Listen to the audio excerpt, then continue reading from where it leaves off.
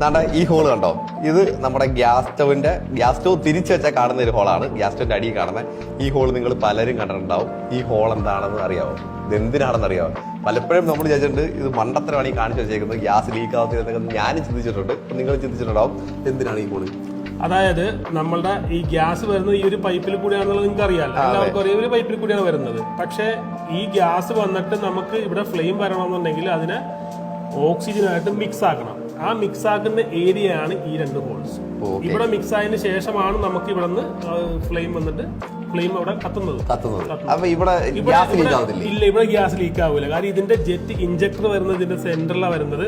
ഈ സെന്ററിൽ നിന്ന് ഇഞ്ചക്ട് ചെയ്യുന്ന ഗ്യാസ് നേരെ ഇങ്ങോട്ടാ വരുന്നത്, ഒരിക്കലും ഇങ്ങോട്ട് പോകില്ല, സ്ട്രെയിറ്റ് ആണ് പോകുന്നത്. സ്ട്രെയിറ്റ് പോകുമ്പോൾ ഇവിടെ നിന്ന് സൈഡിൽ കൂടിയാണ് ഗ്യാസ് എയർ മിക്സിംഗ് ആയിട്ട് ഇതിന്റെ ഉള്ളിൽ കയറിയിട്ട് നമുക്ക് അതിന്റെ മേളിൽ ബർണറിൽ ഫ്ലെയിം വരുന്നത്. അപ്പൊ മനസ്സിലായല്ലോ, ഈ ഹോൾ ഇട്ടെന്ന് പറഞ്ഞ ഇവിടെ